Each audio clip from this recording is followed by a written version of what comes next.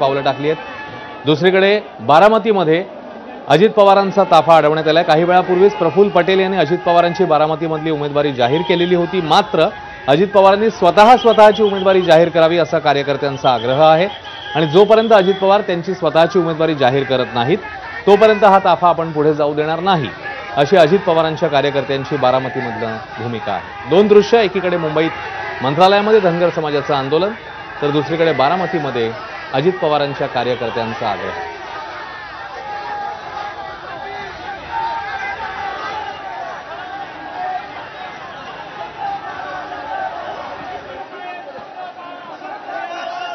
पुन्हा एकदा आपले प्रतिनिधी राजू सोनावणे यांच्याकडे जाऊ। राजू, आता सगळ्या कार्यकर्त्यांना, सगळ्या आंदोलकांना किंबहुना जाळीवर ज्यांनी उड्या मारल्या त्यांना बाहेर काढलंय का, आणि आता नेमकी काय पावलं उचलतायत पोलीस? राजू, पाहतोय पोलिसांनी कार्यकर्त्यांना ताब्यात घ्यायला सुरुवात केलेली आहे। जाळीवरून सगळ्या पदाधिकाऱ्यांचे आहे ते बाहेर काढलेलं आहे आणि पोलीस स्टेशनला आता घेऊन जाताना पाहायला मिळतात। मात्र 50 ते 100हून अधिक कार्यकर्ते जे आहेत ते पदाधिकारी आहेत, त्यामुळे त्यांची भावना सुद्धा जी आहे ती आक्रमक आपल्याला पाहायला मिळते। काय नेमकं निवडणुका 2014 दिलेला तोंडावरती आलेले आहे तुमचं आंदोलन? या सरकारनं आम्हाला धनगर आरक्षणाचा शब्द दिलेला आहे। या शिंदे सरकारनं आमचा शब्द पूर्ण करावा। आम्ही त्यांना डोक्यावर घेऊन नाचू। आमच्या हक्काचं असलेलं आरक्षण या सरकारनं द्यावं। तुम्हाला नेमकं आरक्षण आदिवासीच्या कोट्यातून हवंय की तुम्हाला वेगळं हवंय? मुळात आम्ही आदिवासीच आहोत। मॅडम यांनी धनगरांचे सर्टिफिकेट रद्द केलं आहे। पाहतो आपण एलकोट ते आंदोलन करते आहेत। कुठेतरी हे जे आंदोलन आहे ते आम्ही आदिवासीच आहोत आणि आदिवासी आम्हाला आरक्षण द्या अशा प्रकारची सुद्धा मागणी होताना पाहायला मिळते। पाहतोय सगळ्या ह्या आंदोलकांना, कार्यकर्त्यांना जे आहे ते पोलिसांनी मंत्रालयाच्या मुख्य गेटवरती आणलेलं आहे आणि समोर पाहतोय आपण मुख्य गेटवरती जे आहे ते पोलिसांच्या व्हॅन आलेल्या आहेत आणि कार्यकर्त्यांना पोलिसांनी ताब्यात घेतलेलं आहे। मात्र आणखी काही कार्यकर्ते जे आहे ते मंत्रालयामध्ये आहेत, त्यामुळे त्यांना सुद्धा बाहेर काढण्याचा जे आहे तो प्रयत्न करण्यात येताना पाहायला मिळतोय। गाडीत बसल्यानंतर सुद्धा कार्यकर्त्यांमध्ये आक्रमकता आपल्याला पाहायला मिळते।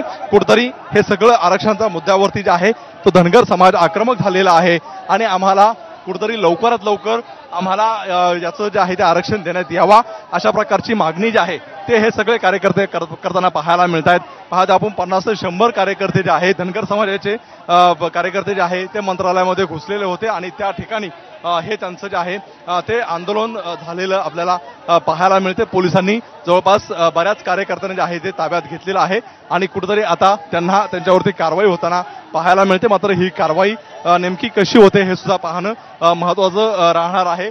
संपूर्णपणे मंत्रालयामध्ये जे आहे ते एक वेगळं जे आहे ते हे आंदोलन होताना पाहायला मिळत होतं। मोठ्या प्रमाणावरती गर्दी सुद्धा जमलेली पाहायला मिळते। आचारसंहिता कुठल्याही क्षणी लागू शकते आणि या आचारसंहितेच्या आधी जे आहे ते आम्हाला लवकरात लवकर शासन निर्णय काढून आम्हाला आरक्षण द्यावा अशा प्रकारची जी मागणी जी आहे ही कार्यकर्त्यांनी घेतलेली आहे। खरं तर या आरक्षणाच्या मुद्द्यावरती प्रकाश शेंडगे आणि इतर धनगर समाजातील पदाधिकारी जे आहे यांच्या सुद्धा मंत्रालयामध्ये अनेक बैठका पार पडलेल्या होत्या।